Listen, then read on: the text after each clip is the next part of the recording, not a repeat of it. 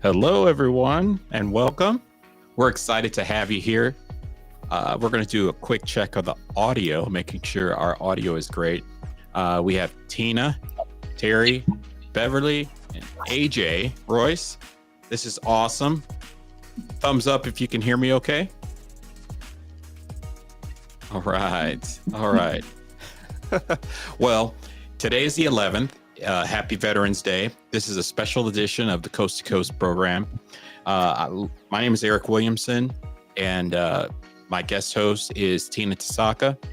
We are doing a strategy with my business partner, Terry, where we bring information to the community, things that are happening, things that are going on. We want to start to feature nonprofits and businesses and seeing what they're doing. So we're going to have more guests kind of roll in through our entire session. We're excited about that. We've had a couple of folks that said, that they're working on some other projects. The election was just over, so they had some things to wrap up and get tied up. So we'll have them on another episode. We're excited about that. And then we're going to have a special, if you own a business, it turns out that Terry has something in store that we want you to stick around and hear about that. What else are we going to cover? Let's see. We are going to talk about a few elements of how veterans have helped our country, our veteran-owned businesses. We're going to talk about that. And we have a special giveaway if you stick to the end. I'll let Terry explain what that super giveaway is when he's on his segment. So, Tina, thanks for waiting, holding in the wings there. Which group are you representing tonight? Well, I am representing Cannabis X America, and I am coming to you from Arizona. But I would actually like to say aloha. And I'm saying aloha because probably in about 1 hour, there will be a very special commemoration on the Battleship Missouri, which is in the Pacific in Oahu, Hawaii. There will be a 70th memorial commemoration on this battleship. And so anybody that might jump on and catch us, there's going to be a very special celebration for veterans in Hawaii, the 70th anniversary for Veterans Day on the Battleship Missouri in Oahu. So aloha. So that's what I want to say. I think that's kind of neat. And we had a huge parade here in Phoenix this morning. And actually, it was the 28th parade for our veterans here in Arizona. There was one in Tempe as well, but the one here in Phoenix, it was kicked off by one of our own Arizona Diamondbacks, Luis Gonzalez. So that's always very exciting, and a lot of families and kids come out for a parade. But I am with Cannabis X America, and I'm in the cannabis industry, and that is something very near and dear to the hearts of veterans. A lot of them suffer from PTSD, and that is something that the industry is trying to help veterans with, and we strive to help them with. And hopefully in this segment, we can throw out some things that different states are doing to help veterans, from eliminating fees, for example, on medical marijuana cards. That is something Arizona is doing. I don't know what other states are doing total, but that is one thing that Arizona is doing. So that's my intro for now. All right. Thanks, Tina. I wanted to thank a couple more sponsors, one of which is Pure 5 Extraction. They are a definite huge supporter of our project. Then the Alliance Zone, and we're going to be coming to you, Terry. Thanks to the Alliance Zone and KRU International Real Estate Group. They're a national firm that are working on things. We also have in the house Conscious Gatherers as kind of a small sponsor, but we appreciate them. And they're going to do an explanation and have a little segment with them. So Terry, let's talk about small business and how you're involved in small business. Well, I think when it comes to small business and local business, it's important to mingle with the other businesses in your community. So that's where we created the Alliance Zone, which is an app in the store, which is a collaboration for businesses to work together and to help each other be known in their area and their expertise. So networking is important. I think we'll talk about networking a little bit later, but we're a big supporter of Eric and his show. I know here in South Carolina, just to come back to the cannabis thing for a minute, the medical marijuana has already passed the Senate in South Carolina, but it was sent to the House, and it's sitting in the House. So anybody in South Carolina that is a veteran and would want to help push that through, get a hold of your congressperson, your House representative. It's good. It's a good tip. Let's go over to Beverly and AJ Royce. So Beverly, tell us about your business. Tell us about your experience and how you have a message for the community. Well, we started Conscious Gatherers in 2020, and Mr. Terry Palma actually was the one who came to me and said, "Okay, let's do something." And so we did, and ended up to be a podcast. And so Terry, been a big part of it, and then Royce came and joined us, and so we do. It's really just to share our thoughts, what we call our insights, and I'm going to go through a list of things that we cover, and we do it every other week. And so we usually do it on a Tuesday, but we may change it to Monday if we coordinate with you guys. So we'll have to see how that goes. But it's really, you're talking about PTSD, that sort of thing with the veterans, and obviously a big shout out to all of the veterans. And you can add to that because it's to understanding who we are as humanity. And that's really what it's all about. And so a lot of our topics, we have 132 episodes so far, and we just recorded our 133rd earlier today, and which we called it, what did we call it? Just a moment here. A new day is upon us now. And so I think many people are realizing that we're going through a huge paradigm shift. And it's palpable, at least it's palpable to us. And so we do get into trying to get humanity to understand really how magnificent we are. Yes, expansive beings. Yeah, and it ties into everything, all businesses, that sort of thing. I said, hey, we're doing it, and we like to encourage people, and obviously working with ourselves. And the more that we understand ourselves, then it helps everybody. I mean, we help the whole earth and beyond, actually. So it's expansiveness, as you said, is incredible of what we're going through. But a lot of the topics, it's quite a large list of topics, which obviously is spirituality, the metaphysics, the awakened community. Here's some of the words that we use. Obviously, humanity, the earth, and Gaia, all part of it. We're talking about universe, universes, our higher self or source self. That could be our God self, all of that. Ascension, soul, creator, human evolution, mediumship, working with animals. That is one of your things. Close to my heart. Yeah. So, and of course it goes into health, empowerment, and the intuitiveness of all of us. And so I feel we all have that within us. And so when Royce and I are together, we just kind of go within ourselves and then we come up with what we call insights. And so we're working with our higher self, a good part of it, what I term a higher self or God's self, or whatever terminology you want to use. And then other beings from other star systems.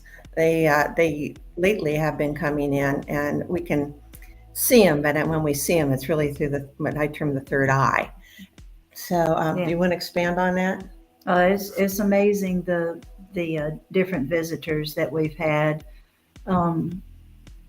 Like from Andromeda, we were asked to join with them to help one of the planets one time, and just visitors coming and some of them very curious about what we're doing and pleased because they know that we're trying to be of assistance to the planet at this time. And a lot of them are watching and assisting us. They can't interfere. They can't do it for us, but they can do it with us. And obviously, we have to ask because we're the free will planet. And so it's quite magnificent of what we're going through and the shifts that we are experiencing right now. So that's the basics of it. So the audience threw out a question. How did you guys get started? What was the catalyst, and how did you come together to get started? Terry, you're muted. This goes back for several years when I got here in 87 to Greenville, South Carolina. And somewhere probably around 89, 90, I don't know how I ran into and heard about Beverly and her husband, who at that time were having a weekly meeting at their home. And so I showed up one Monday, and just years later, I was still part of the group that met every Monday, and we would meditate together, share messages that we received with each other. And then that kind of ended for a while. And I suggested at one point to Beverly that maybe we should do a show or something. And so that's kind of how it started 130 some odd episodes ago. I got involved in the local business area and doing mobile apps and working with you, Eric. So I've bowed out from the two ladies that are with us tonight, but they have a wonderful message every other week. Their YouTube channel is Conscious Gatherers, and well worth to tune into and listen to them. I believe they're going to be going live soon rather than having a recording one soon. But that's kind of in a nutshell how I met them and how they became involved with us. I know, Eric, you've been helping them with their podcast and getting that published on YouTube and stuff. So I'm glad they're with us in the inaugural show here that you started. Yeah, thanks, Terry. Yeah. Go ahead, Eric. You're muted, Eric, or I can't hear you.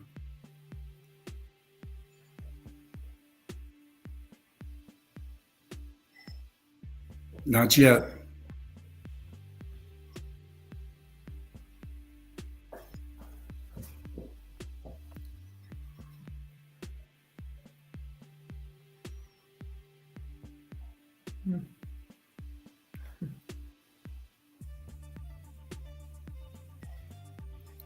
On your side. Still no sound Now on your can you hear side. me? Yes, now I Now can. you Yes. can. Okay. Yep. Figured it out. Good software. Okay. So the program is about 40 minutes or so. It's aired 2 times a month on YouTube. Did you start in YouTube? No, we did the audio on actually through freeconferencecall.com. And we did start out with just a few live listeners. And then since we archive them, then it's much easier for people to go back and listen to it at their convenience. And then we started putting it up on YouTube. What's it been, 2 years ago, maybe? Mm-hmm. And to get a little wider audience. We're not a huge audience yet, but the messages that we give out, we think they're extremely powerful, and that the more that we can empower others and that energy goes out, we feel that we're doing it for everybody. And so, and it's up to them to accept it or not. It doesn't matter. Everybody has their own path and their own way of doing things. So, Yeah. Can you share with us? Go ahead. Sorry. There's, I know you've heard it many times, the saying, where we go one, we go all, and that is the absolute truth. So we feel that one person, if they hear it, what we're saying, they pass it along, and they pass it along. So it never stops. That was my next question. So that's good. You got in my head there. That's good. Yeah. May I ask a question? Oh, okay. Go ahead. How are you communicating with these other beings from other places? What has been the method of communication? We hear them Okay. telepathic. and see them, and we just speak just like they're, another person in the room. we can, So we you can have also a see special, within you our have a minds. special power. You've been given a special gift to see them, and maybe others don't see them, and you do. I'm about to take a breath at the same time. Go ahead and Well, answer. I feel that it's something that everyone can do, but some people, maybe you come in along a certain path, and maybe you've been doing that lifetime after lifetime, and so you're building on that. But I think it is something that everybody can do, but they just, you work on it. It's like a muscle that you have to keep working before you build it up. So, Well, I mean, it is true that people have been given certain powers, from a medium to people that can move things with their brain. They can move materials with their brain, that they do. There are people on this planet that have been given special powers that other people don't have. I mean, and it's been proven. I mean, there are mediums, there are people that I'm going to say ghosts, but I don't want to use it in that format for this conversation, because we're talking about something completely different from what you were talking about. Well- So I just wanted to know what kind of communication that you've experienced with your methodology and how you were communicating. Thank you. there was one episode where it was Halloween, actually. And so we started talking about, the different people that we have been in contact with, people from the other side. And when we finished that podcast, it was quite unexpected, but the room was full of people waiting to talk. And so that was a little overwhelming. Yeah, disincarnated souls, if Yeah. you want to call it that. So yes, I think you do it more than I, but we do see that. And if they're close to a person I'm talking to, sometimes if they know what we do, they'll come in. Yeah. But I will not get in anybody's energy field. That's what I term an energy, because we all have energy fields. And so I will not get into that, into their business without their permission, ever. And so, because it's none of my business, unless you're invited, or if sometimes you'll get a nudge from a loved one and always ask permission. Well, so-and-so wants to talk to you, or whatever. And so, open up that line of communication. And usually that person has a loved one that had passed. And so usually a lot of tears. But it gives them a lot of, what's the right word? Confidence that indeed their loved one is okay. Because that's one of the biggest things is, are they okay? Are they okay? And it's usually the one the one's in body is the one that's not okay, because that person's not there. But the more that we let go of those people that have passed on, so they can understand themselves even more without the body, let them go, because sometimes we tend to hold them back. So that's a whole nother conversation I know I'm getting into, but there's a little more to it. Yeah, if I could, Answer your question. Oh, absolutely. Yes. Yes. let's pivot a little bit. AJ, you actually are an artist, a creative artist. And I've seen some of your pieces, and I was very impressed. Oh, thank you. I know everyone's going to say, show us. Maybe next time. Yeah, that's something that kind of evolved. I'm big into sacred geometry. It's just like, my blood is filled with it. So I was working on a sacred geometry book, my first one, called Walking into the Eye of God. And I started doodling, playing around with some of the geometric designs and layering and adding shading and stuff. And it started turning into art. And so some of it looks very organic, and some of it looks very space age. It's just it evolves itself. Each piece evolves and names itself.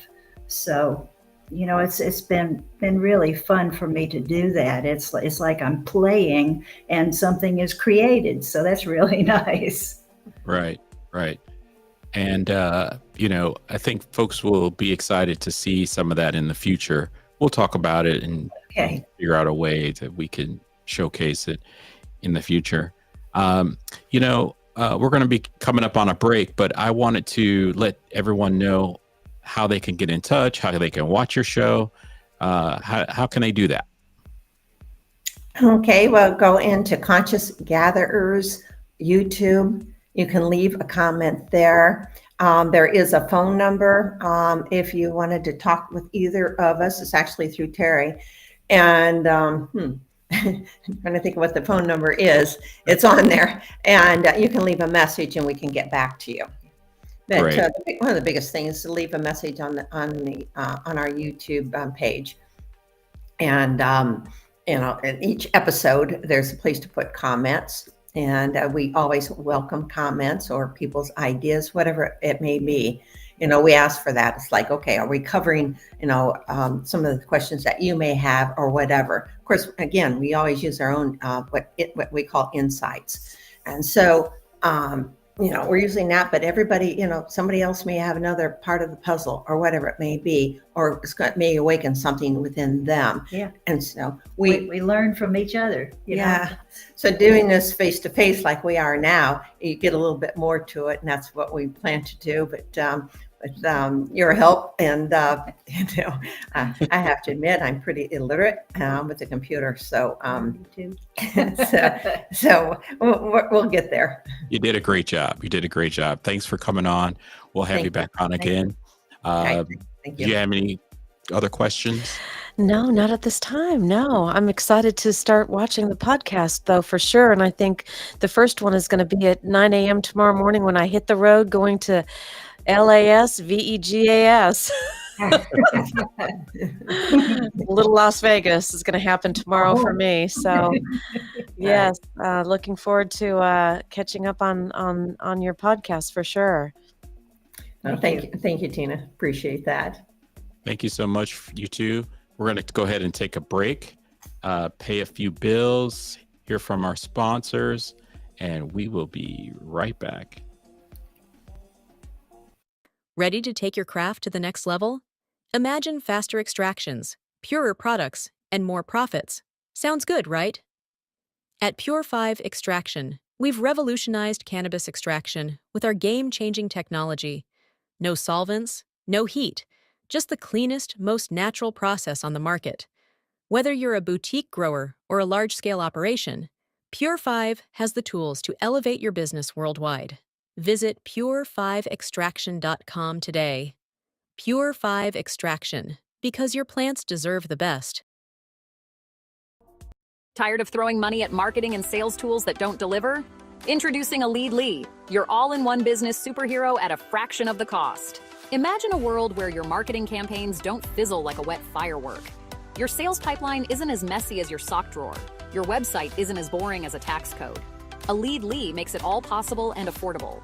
But here's the catch. Traditional pricing, it's like trying to buy a unicorn at a horse auction. Expensive. Here is the average small business monthly budget breakdown. Marketing tools, $100. Then a sales software for $80. How about a website builder? That's another $50. Don't forget to use a CRM to track all the networking groups you attend to store business card information. Yep, $40. Oh yeah, the latest greatest artificial intelligence, automation tools, another $30. And the list goes on, but we're different and feeling quite generous to help reduce those critical monthly fees. For a limited time, you can get a Leadly, the all-in-one marketing suite for just $1 per day. That's right, $365 for a year of unlimited everything. There are pay-as-you-go costs for as-needed services with the average small business spending, just $25 to $35 per month. If you want, dedicated SMS calls and a marketing phone number, inbound and outbound text messages and phone calls, email sending, email address validation, content AI, workflow AI, reviews AI, WordPress website hosting, unlimited CRM contacts, no more contact limits, unlimited email sending. Say goodbye to email restrictions, smartphone app for iOS or Android. Manage your business on the go, even if you're stuck in traffic. Unlimited funnels. Create as many sales funnels as your heart desires. Unlimited landing pages. Capture leads like a pro. Unlimited appointment scheduling. No more double booking disasters. Unlimited AI automation. Let AI handle the grunt work while you sip margaritas on a beach or at least at your desk. Plus the best part, all future upgrades and bug fixes are included. But hurry, spots are filling up faster than a donut shop on a Monday morning. Once these spots are gone, the price goes back up to the original $300 per month. Don't miss out on this incredible deal. Over $800 in yearly savings. Act now and start saving your business from inflation.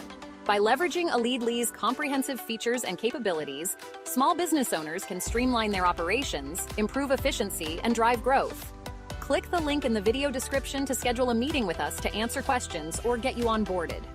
Remember, this offer is limited and spots are limited. Thanks for watching.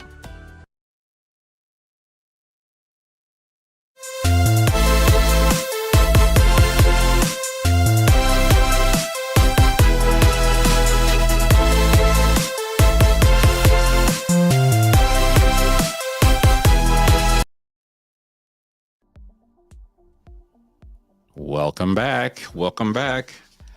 We have Terry still in the house, which is awesome. That was real neat, Terry. See, you started something with Bev and AJ that they've carried on, and it's been a lot of episodes.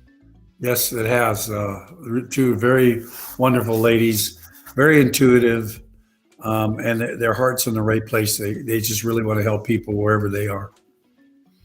That's awesome. In this segment, we're going to go ahead and talk about small business. And before we do that, though, we want to send another shout out to all our veterans who have served and those that passed away, and our active duty in Air Force, Marines, Army, Navy, SEALs. Yeah. All of them. Special forces. Special forces. Did Everyone you know around any the special globe. force guys. Boy, we've got a gals? lot of troops all over the globe. I'm telling you, and they're in places that we don't even know about. That's a true statement. They are everywhere, and they are in some tough spots right now. That's for sure. There are a lot of families missing their loved ones as well. Boy, we appreciate their service. We appreciate everything they do. Yeah, keeps Absolutely. our country safe. Paid the price, some ultimately, and I truly respect that. My dad is a veteran from Vietnam, and he's told me a few stories when I was younger, and he still has his Army buddies that he stays in touch with, so it's good. So Terry, let's talk about small business and leave a few nuggets behind for individuals who either want to start a side hustle, or they're in a small business that's just getting started, or they have one that has, number of employees and have payrolls and all that's going on. Let's drill down into that group. You know, that you're opening up a hornet's nest on that. I could talk for that for all evening. There's so many different ways to go.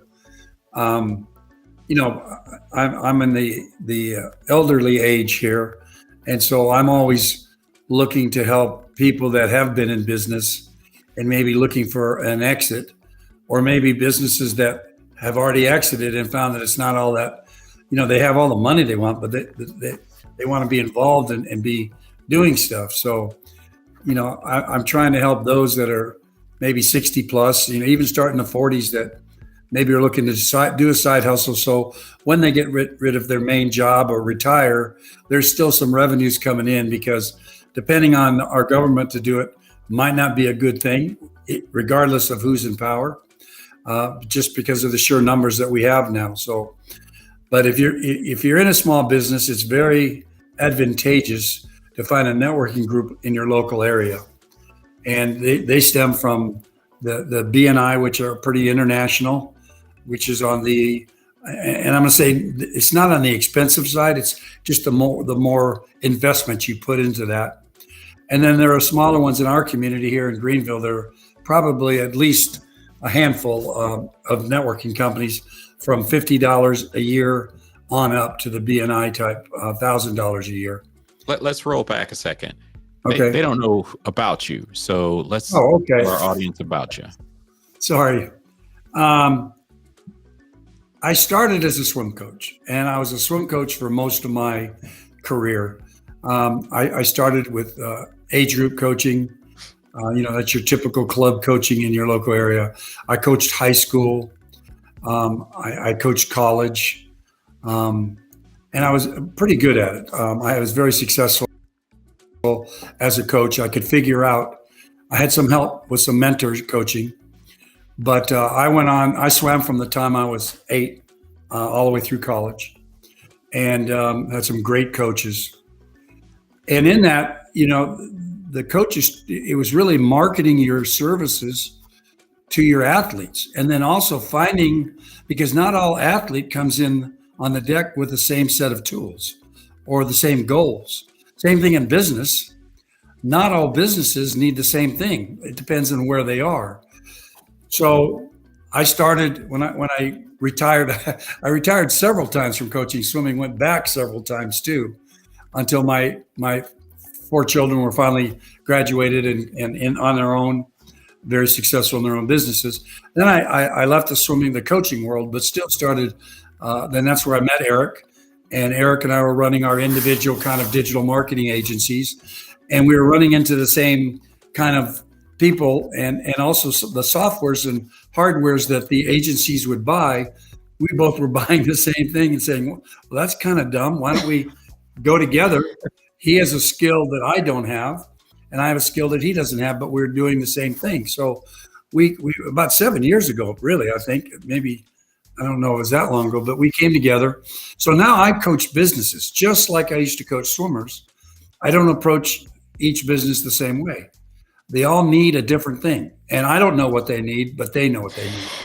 And so when I start working with them and they start talking to me, I know exactly where to go and how to do Now, that. you For an example, do have a good story about someone famous you have coached. Okay. So don't leave that out.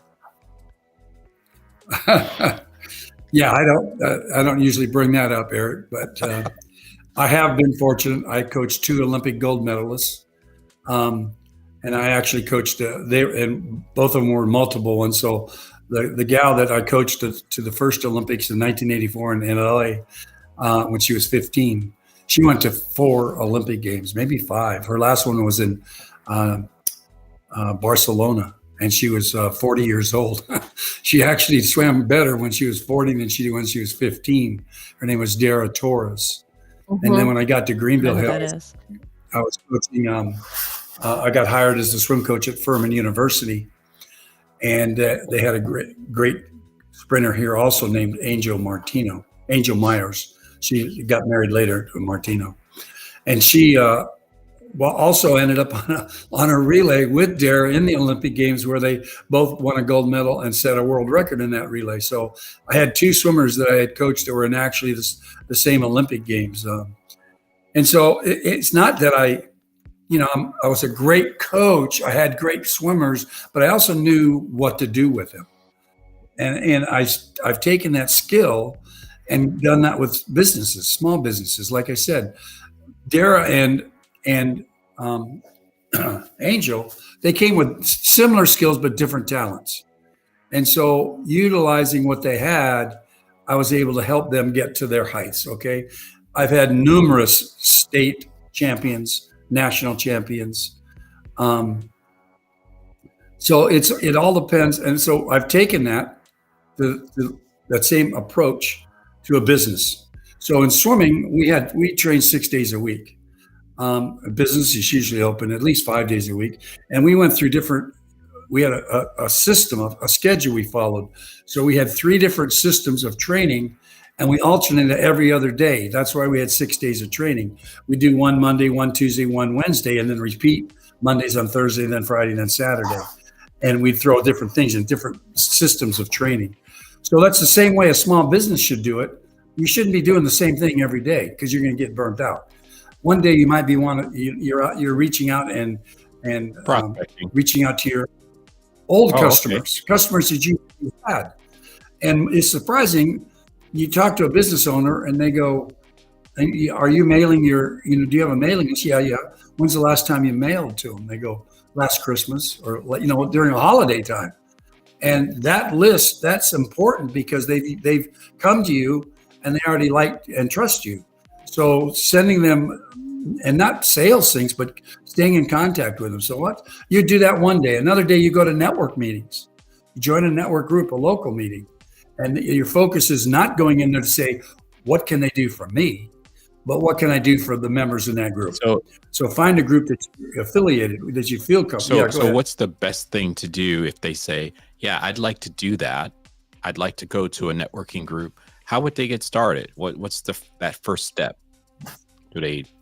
Well, look in your local area for a business networking group. I'm sure there's going to be a BNI most likely in your area, but there's probably other ones too. BNI tends to be, again, it's a little heavier investment.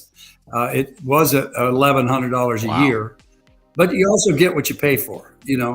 I was in a really good group when I was doing networking that was $200 a year. So they're all, they're the whole scale. I was in one that was $50 a year, and you got what you paid for. So pick one and stick with one. But when you go in there, the thing that was good about a BNI is there's accountability, and you're there to refer, take your list and refer them to the businesses that you trust and stuff. So I would say, get a system and follow a system. Really, I mean, I'm not saying this to do business, but find a business coach, someone that knows what they're doing. They've been through that, and they can assist you. That's reasonable, and that has tools to help you. For example, what's the number one thing all businesses need and must have? Just on the top of your head, you probably know it, and I know Eric knows it, but I'm going to say it's reviews. Oh, yeah. You people have already been for reviews. Sure. And I have businesses, and you can go online and look at businesses, and you can go to their Google business profile. And I have an insurance agent that I know. He's got over 800 reviews in the Google review business, not one on his website. Well, that's a waste of time. You need those reviews on your website. And I know that Eric, my technical expert on my site, we have a code. We created a code that will pull all the reviews from Google and put them on your website effortlessly, easily. And you don't have to worry about it. But the point is, now there's a new rule that websites, that you have to have real reviews. If you have a testimonial on your website and it's just from a client, that's great, but the person that's visiting your website doesn't know if that's a real person because it's not third-party validated. That's why Google is so important, and Yelp and the search engines that are out there. So I would say concentrate on follow up with the people you've already done business with, make connections with local businesses, and make sure your reviews are being coming from Google and they're going onto your website. Those three little things could really improve your daily performance, your weekly Yeah, performance. I'm gonna throw in like trying to find those local associations. I mean, you meetups. I'm telling you, you can't beat up that meetup app. I'm telling you, because especially technology meetups, because you can sort through them and you can see how many people are attending. And if it's only 4 people, it's probably not going to be worth your time. But all of a sudden, I mean, the Las Vegas meetups, for example, the technology meetups, it would be 48 people, 54 people, 68 people, and it was the top technology people in Las Vegas. And you were like, this is the creme de la creme. These are gaming people. These are people from the casinos. I mean, these were the people you wanted to meet. So you have to be picky. You need to pay attention. You need to see who are in these groups. But, everybody knows how to do that typically. But the meetup groups, if you want to start looking at those first, they really are good. Let's pivot to you, Tina. Yeah. What's your background so the audience knows? Well, I have over 35 years of hospitality and gaming, casinos, hotels, and, and then sprinkle in, close to 20 years of tribal gaming. So I worked with the commercial gaming. I'm going to say commercial gaming, the Caesar's Palace, the MGM Grands of the world. So I opened a lot of those properties in Las Vegas. 1999, that was the big boom. The Bellagio was opening, the Venetian was opening. I opened all those properties as a vendor. So I was on the vendor side. I've always been in technology, but I started in the early 80s in hospitality and just working the front desk of the hotel, checking people in, checking people out. And the owner of the hotel walked up to me and said, "How well do you know the system?" I said, "I know it pretty well." He goes, I need you to train people on it." So off I went, and boy, it stuck with me. I knew I wanted to be in technology. So I got into sales after doing implementations of the software in hotels all over the globe, and did a lot in Hawaii. So I had to call out Hawaii earlier tonight. Spent a lot of time in Hawaii, but Now, you traveled a lot, didn't you? oh yeah, 130,000 miles for 25 years. Got all the perks. The airline sitting up front. Got all the perks. Now All the meals. continue to have the perks, even not traveling like that anymore. But I was on the road, a true road warrior, out on Monday morning, back on Friday night. And Were you in Vegas when the Aladdin Hotel was there? I played tennis on the 3rd floor of the Aladdin Hotel. That's where all the tennis courts were. Dara Torres, the swimmer I was telling you about, her father was partners in the Aladdin. He owned 50% of that hotel. What was the name?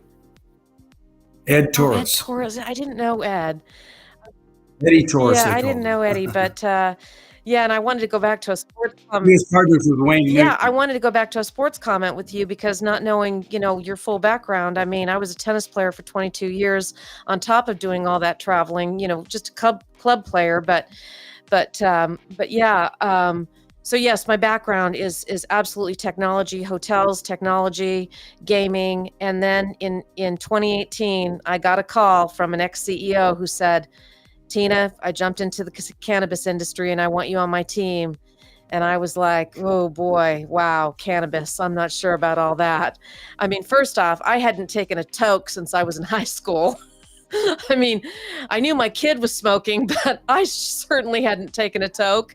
And I thought, I don't know about all that, but I knew the industry was booming. And so I gave it a shot, and I was selling I was selling enterprise seed to sale software on the Microsoft platform. And 2018, I mean, we were booming.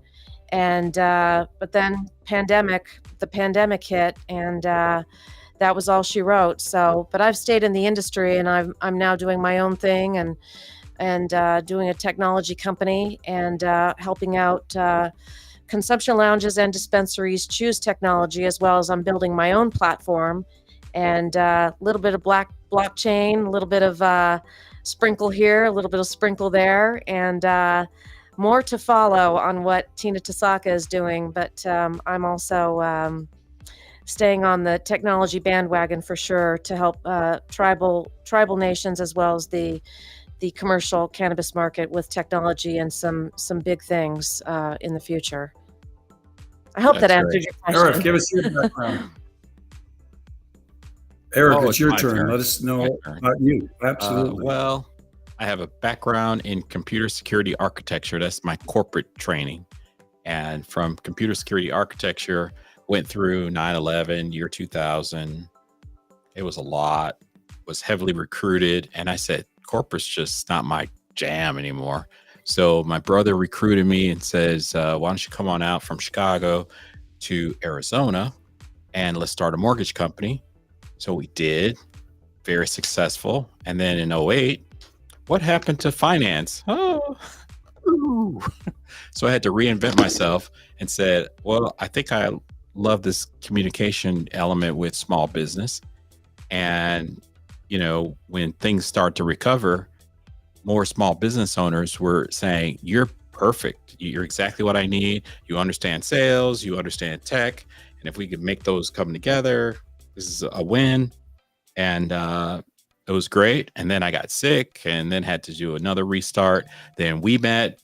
And, you know, it's been an evolution where I got into working with candidates that were up running for office. And Canada is just like that small business that says, how do we do this? How do we do that? Not sure what we do next. And consulted with several organizations. Unfortunately, some of them didn't win. And did that one cycle ago and now did it this cycle. And I got a winner. Actually, two of them are winners. And got into video production and was recruited into cannabis from video production days. And I said, I can't leave yet, but I will as soon as this cycle's over. And one thing led to another. And here I am now doing live streams. My largest live stream, Terry, I'm an award-winning podcast producer internationally, but my largest live stream was 54,000 people connected on a live stream. You think I was a little nervous, like camera angle? That's a lot of people. But I was blessed to have that. I've met some great people through the candidate process, one of which is Jamie, and she's dynamic. She was going to join us tonight, but we'll get her on another time, and everyone can meet her. She's fantastic. Great. So we need to take a break, Terry, top of the hour, and we'll be back covering a couple more things with you, and stick around. Is that okay? Can you hang out with us? That's fine. I'll be here. Okay, Yeah. we'll be right back. This is the all-electric Nissan Ariya. With dual-motor e-Force all-wheel drive that helps put you in control, the Nissan Ariya is electric with an edge.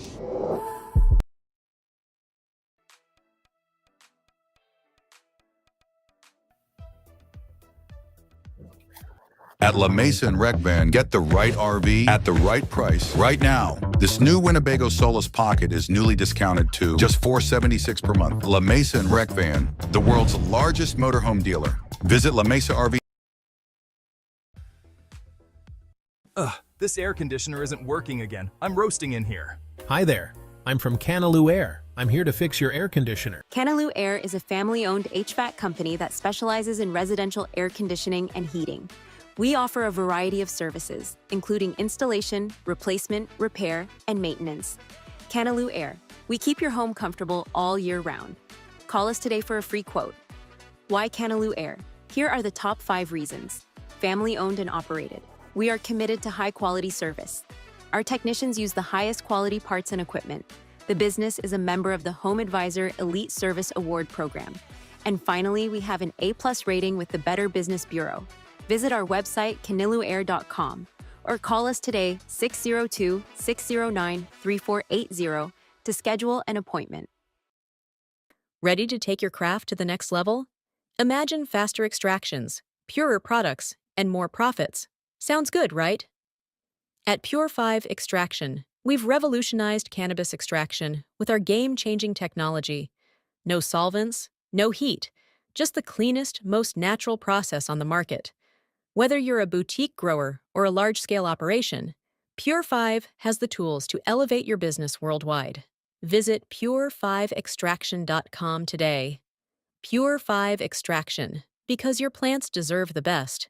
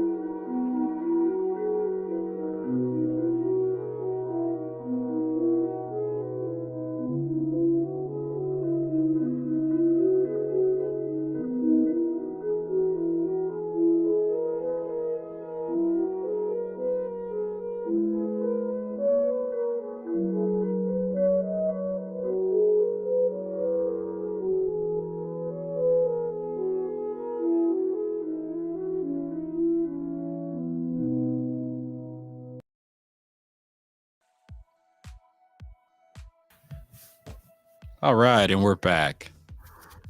This has been a great solo start to this Coast to Coast, Terry.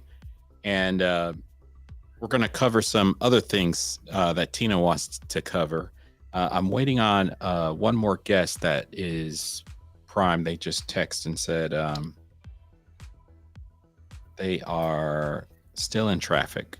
Okay, so they're in California, and California is known for unpredictable traffic. We have all heard. I'm sure even in the East, you guys have some mild traffic issues, but nothing like California, I'm sure. Right, Terry?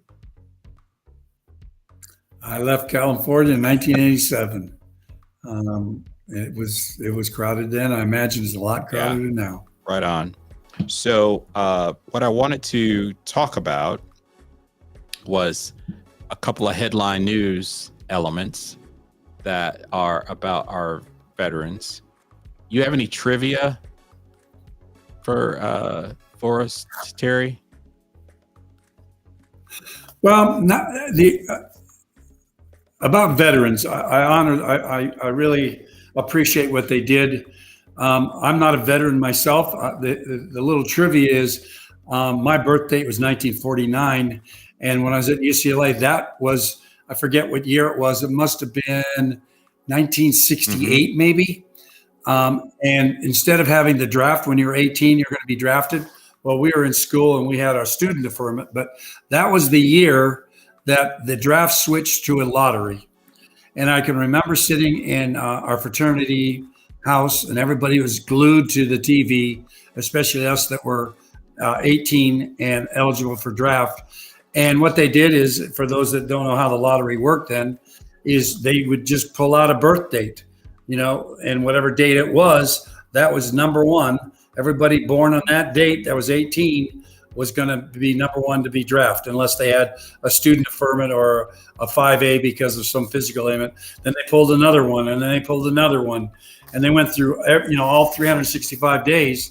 Well, my birthday, I think, was like 119th pulled. So they weren't going to get to me at that time. So I was never drafted into the Army or into the armed services. So I never served. I was in school at that time anyway, during the Vietnam War.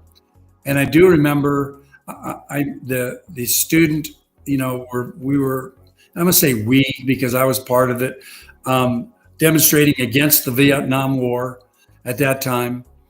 And I remember the National Guard sweeping UCLA, coming up the walkway, and just kind of clearing the protesters away. I wasn't in the protest. I had just recently hurt my knee, and I was on crutches. I was on the swim team at UCLA, and I was on crutches, and I was headed to my dorm going the opposite way of where the protesters were, kind of running right into all the National Guard coming up. But of course, they weren't there to hurt anybody. They were there to control the population of what's going on. So I walked through, on my crutches, obviously, and went right through them. But it was quite interesting that those times, and we have them at all times. Every generation goes through something like that.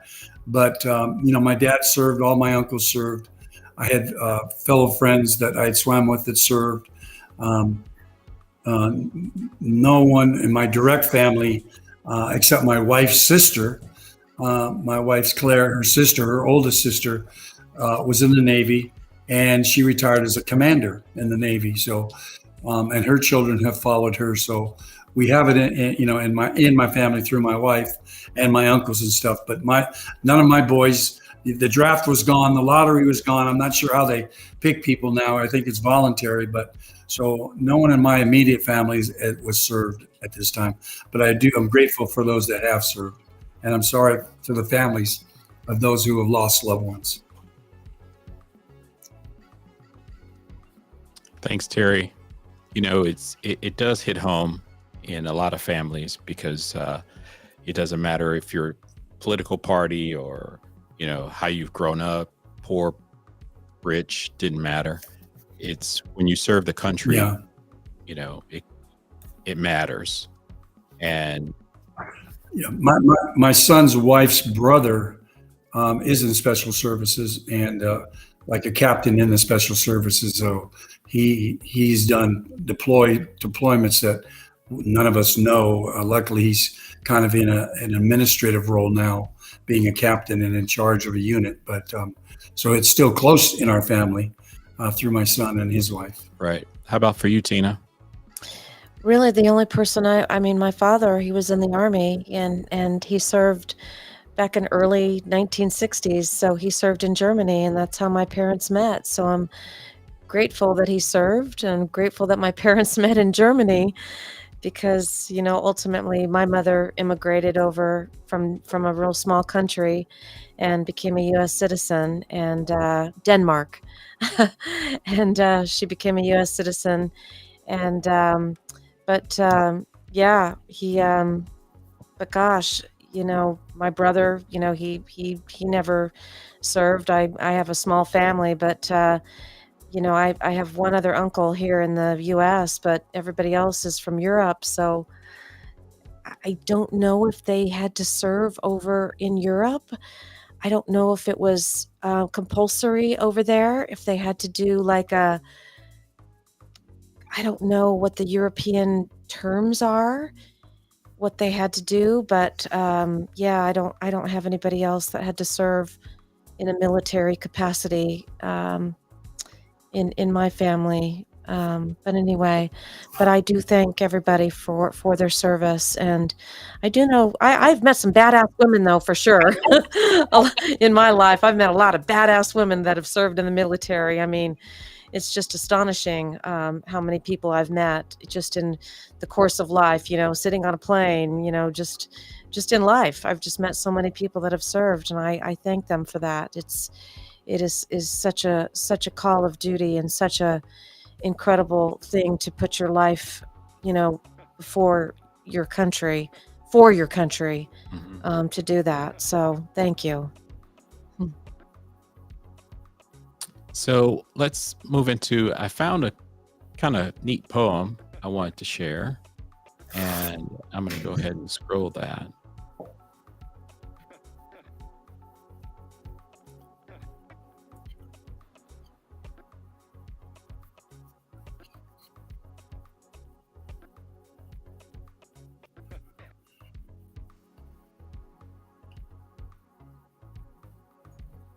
John McCrane.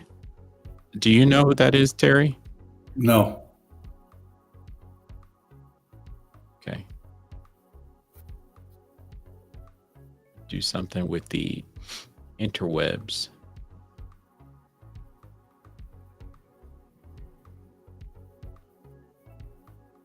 So they said, why does poetry seem like the appropriate gesture for, this type of moment when we stop and say thank you thank you to the countless numbers of men and women who have served in the country, sometimes at the cost of their very lives. Perhaps it's the way it cuts away extraneously to say only what is urgent and necessary, or perhaps it's something about the way poetry focuses us to stop and pay attention.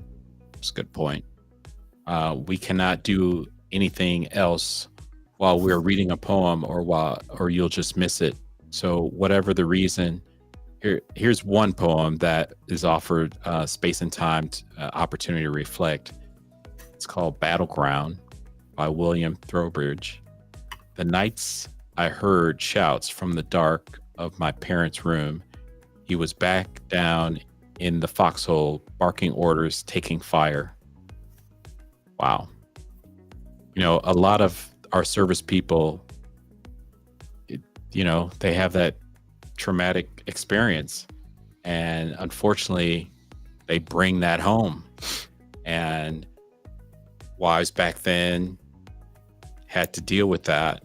And I think our culture just didn't take the time to understand the scope of that and tried to sweep it under the rug. And, it's that aspect of our first dance with mental health issues based on trauma. And I think we as a community have to look at mental health as a serious item, something that we should not take for granted. And if we see people in trouble, I don't think we should be afraid of that, to say there may be help for those individuals, because we don't know that background, that traumatic experience that someone may have had, or they need to get back on their medication the right way and get the treatment that they need. I know in news, our Veterans Administration, the VA hospital in Arizona, got a bad rap about 4 or 5 years ago, maybe. And they had to do sweeping changes because it was sad to know that, they're expecting some medical care and they're not getting it at an organization that is designed for them. And a friend of mine, he's in the military. He's a veteran, and he was in Navy, and he served as a linguist for Russians, a Russian linguist on a submarine. And he was the one that shared with me that it's sad that he had to go through that, but they saw the improvements. And now, years later, Terry, it turns out it's back to being terrible, like poorly run, can't get answers. And he had a shoulder replacement, and he opted to go to the Mayo Clinic because his insurance allowed him to, instead of what the VA hospital could do for him. It's incredible. Yeah. Well, let me just throw this out in regards to Arizona. I was looking up something earlier, and there is Senate Bill 1466. Senate Bill 1466. It looks like it passed in March of this year, 2024. And what it's going to do, it allows for Arizona veterans to get their medical marijuana card free. So it used to be $200. That's and medical. That's medical it's for their status, not medical recreational. marijuana card. Okay, it used to be $200, and when this bill passes officially, okay, Senate Bill 1466, it will be free for veterans. Okay. Apparently, it is sitting on the desk of Katie Hobbs, our governor. That is where it is lying right now. I was flurry with my fingers trying to find out, has it passed? Has it passed? Has it passed? All I could find on the internet is that it is sitting on the desk of the governor. So that's good news. If we're waiting on a final signature, that it's gone a long way. So that is some good news for our veterans who desperately need plant medicine. This is something that they use for PTSD, and also for there's another condition that they are using medical marijuana for to greatly assist them in suffering from post-service duties after serving in military. So this is a real good thing. I'm sure other states are hopefully looking at this, and maybe some other states are ahead of us here in Arizona, but this is a real good thing. So if anybody here wants to chime in, maybe if their state is ahead on legislation. Yeah. Let's see. If you're on and you have the comments, that would be great. Let me check the comments here. No problem, Terry. Let's see.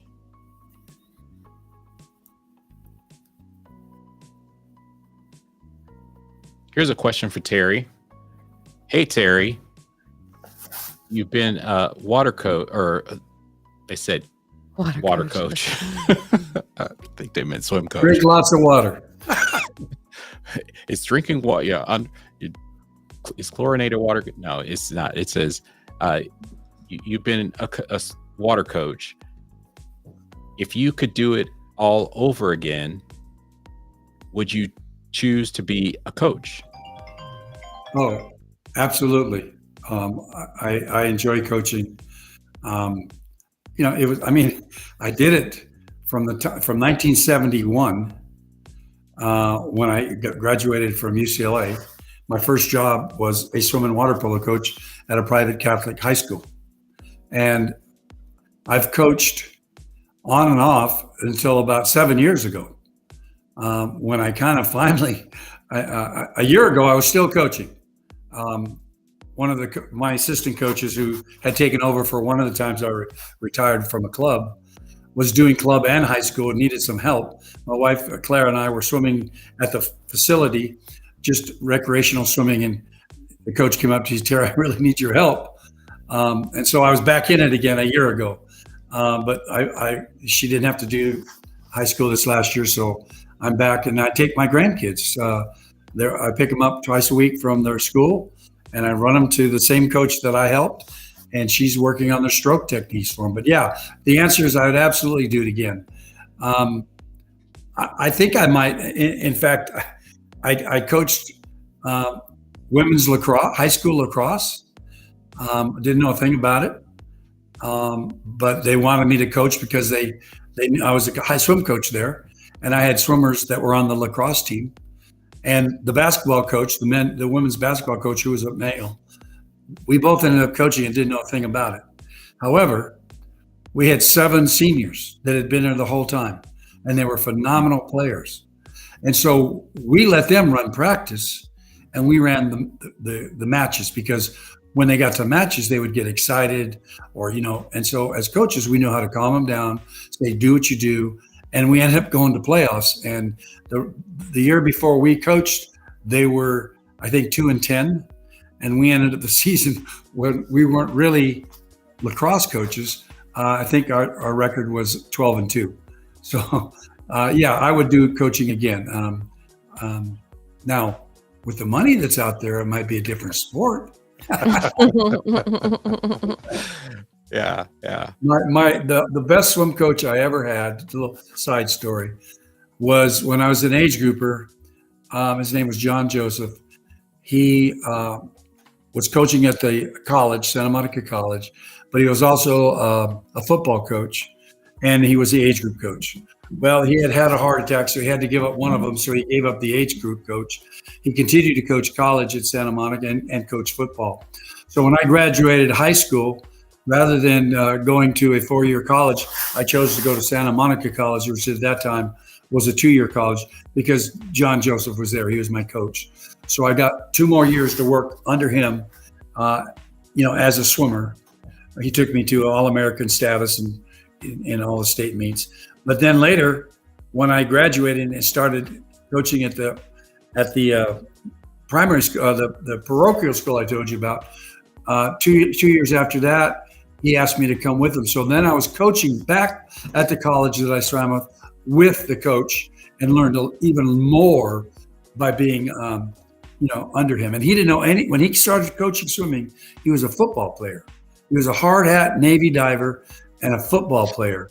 So when he came out and they said, well, you're going to coach swimming too, he goes, oh my goodness. So he went to one of the most famous coaches in Southern California, that was at USC, and said, teach me everything you know.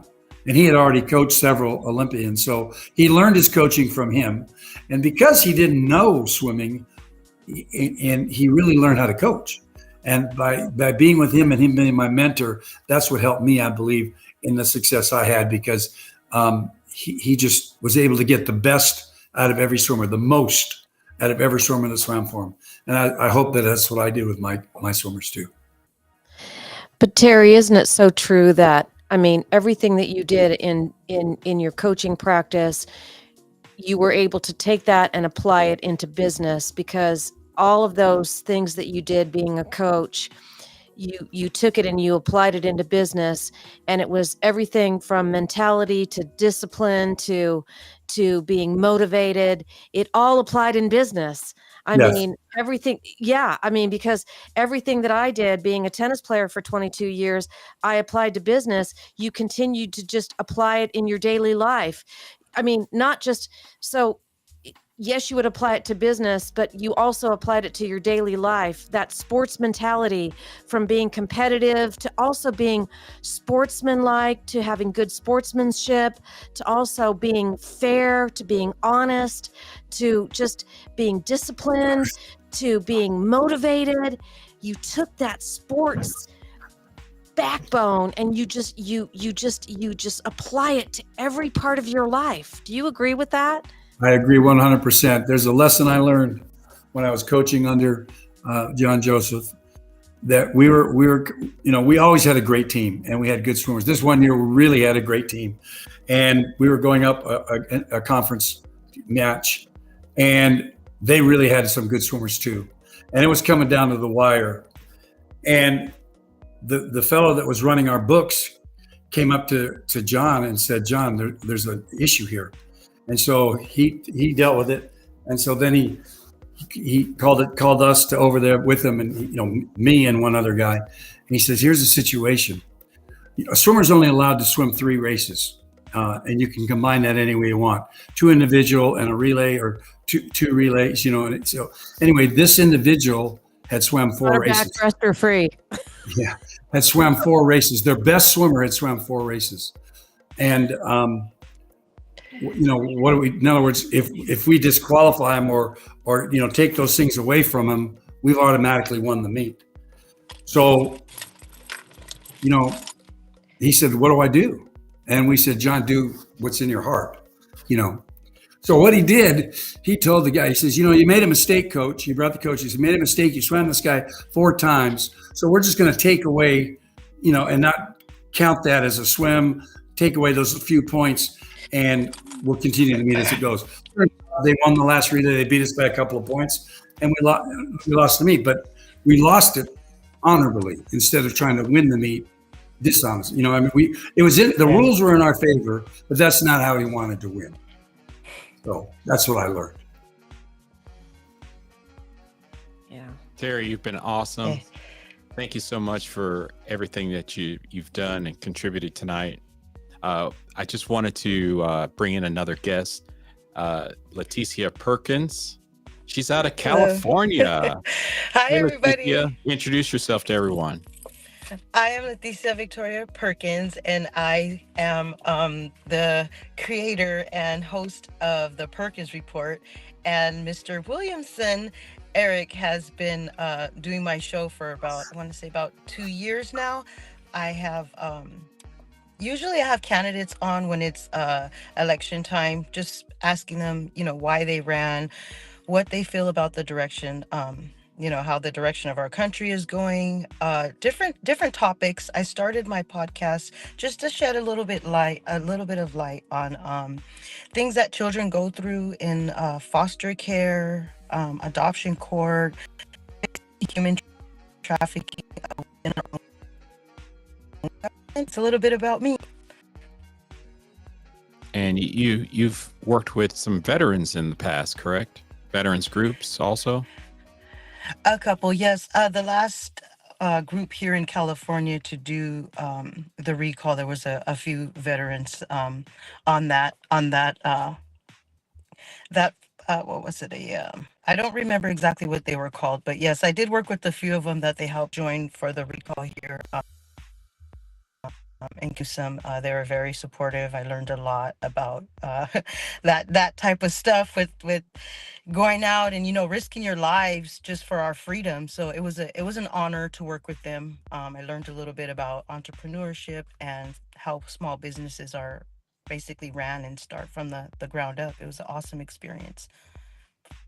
Now, you have assisted some candidates. Any of those candidates, because I know you have a history in Arizona also. Yes. Were any of those candidates veterans that were running? I don't believe Wasn't so. the Mesa candidate, was he a veteran? Maybe I'm wrong. I don't recall if Mr. Neely was a veteran. I don't believe so. Yeah. Mm-hmm. But I have been very politically involved in Arizona from 2018 to about this past May, and then I moved back here to California. I've assisted a few people. I've had them on my show. A few candidates here.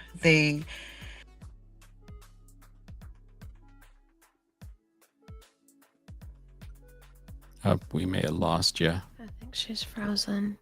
You look like you're frozen in time. I think she's frozen. No, she's not. Can you hear me now? No. Okay. Yeah. Your Verizon is working now. We can hear you now. Okay. I don't know the last part. So I'll just start over. I have been very active in the political spectrum since 2018, mostly in Arizona. I've helped out twice here with the recall in California for the governor, and I have had a few candidates from California on my show. I have worked with them previously with their run. A few of them have run again this time. I believe we'll know on December 2nd if any of them have won their seats. Hopefully they have. It's really, really good candidates out here this time for California. Yeah. So what is the big issue? We're gonna, for our chips and salsa friends, what's happening now that the election kind of has baked into everyone's senses? In California, we are very, very excited here that I believe it was 77% of the state voted red. It's time here. I'm from here, and it was unrecognizable when the current governor stepped into office. It's just like California became just unrecognizable. The gas prices, the crime, they say it's a sanctuary state. So we see veterans all over, homeless veterans that don't have any housing. It's hard for them to get health care. You have illegals here with hotel vouchers, food stamp cards that are loaded with thousands of dollars on them. So in a nutshell, California has turned red. I've been on social media listening to Elon Musk and Donald Trump basically saying that they haven't forgot about California. They will be here to help get the boys out of the girls' locker room. There's a lot of different issues here in California. And for me, the main one is the safety of the children, which is the boys in the girls' locker room, the pronouns that the teachers are allowing the students to go by and not telling the parents, the medications that they're giving them to start to transition over is a big thing in California. There's a lot of groups in Southern California that have been coming together to show up at school boards and to basically voice their opinion on all these crazy drastic laws that have been put into place to silence the parents and just let these kids just transform over. And we're talking about elementary students, middle school students. A lot of California has woken up this election. I'm glad that it went this way and Trump won, because if we didn't have somebody in there who really cared about the children, I mean, there's no country. We have to stop this now, what's going on. And the laws that they've passed here are they're very, very scary. You have migrants left and right. We don't know who they are. They're committing crimes. The police are completely underfunded here. It's just a mess. But as I previously stated, I'm happy that Trump's in there. He's mentioned he hasn't forgot about California. So I'm excited to see what's next for us, Okay. So when does your show air usually? Or how do they get in touch? You can find me on the Perkins Report on, let me see, I am on, Perkins Report is under Instagram. You can DM me there. My Rumble channel, the Perkins Report, which Mr. Erickson had there. I am also on, but that is under my name, Leticia Victoria Perkins. You can find me on TikTok at Leticia Victoria 114. The show will be doing a lot of new things for January. I plan on being more available, maybe twice a week, having a show instead of once a month. And like I said, December 2nd, we'll know what candidates won here in California. And I will definitely be doing part 2 to the segments for the candidates that Are they still counting in California? Yeah, the candidates that I've had on during the watch party, I was at a party with a few of them, and they said they won't know until about December 2nd, I believe, that they're counting the early votes here in California. And I don't know, hopefully it's December 2nd. They do what they want here in this state, but I was told that they won't be knowing until December 2nd if they got their seat. Mm-hmm. So okay. I don't think there was any cannabis legislation voted in California, was there? I don't know of any major legislation out in California. Florida had the big one. Of course, Nebraska, South Dakota, North Dakota. There was one other state up. Let's see. Those were the big ones. But otherwise, I don't think so. Mhm. Well, there's some legislation going on in Long Beach, but nothing on the major ballot. Nothing. And Nebraska won for Medical. Yeah. Yeah, but actually there's even controversy over that. Oh no. Can we yeah. have an election? It's still not a done deal. It's still not a done deal, even though Nebraskans voted according There was to something in Arkansas also, right? A little drama. They had it on the ballot, but Supreme Court of their state said, nah, we'll let you guys vote, but you didn't collect the signatures the right way or something. Oh, yeah, that's Mumbo correct. jumbo. That's correct. That's absolutely correct. So don't feel like left out, Leticia. Yeah. There's weird things that are happening all across the country. One thing's for sure, we appreciate and support our veterans today. It's an honor to be able to say that, to relate that. Now that the internet is the way it is, this is archived forever in the internet. Yes. So you can all look back and say, yeah, we support it. We'll put it on blockchain. Yeah. Yeah. I'm glad the election went the way it did, though. This country was headed down, not a good path, and hopefully there's a lot of healing that needs to take place on both sides of the aisle, for sure. Definitely. A lot of healing. I agree. And we're off to a good start, though. Well, Leticia, thank you for joining us. I know you're in the car. I told everyone that traffic was just crazy, but I didn't want it to get too late. Still want to bring you on the show. Well, thank you for having me, you guys. And I was watching, and you guys did an awesome job. I love the information I got a lot out of that. Awesome. Awesome. Well, till next time, stay lifted, stay just who you are as a person. Don't get discouraged. It's all good. It's all good. So let's sign off, Tina. All right, we can do that for sure. We look forward to the next one. Thanks everyone for joining us, but more to the point, let us all thank our veterans all over the globe. Let us thank our troops all over the globe. Let us thank the families of the troops all over the globe. And with that, we thank everybody for tuning in. I'm Tina Tasaka, Cannabis X America. I'm Eric Williamson, Coast to Coast. Leticia Perkins thanks. from the Perkins Report. All Thank right. you guys. Good night, everyone across the world. Good night.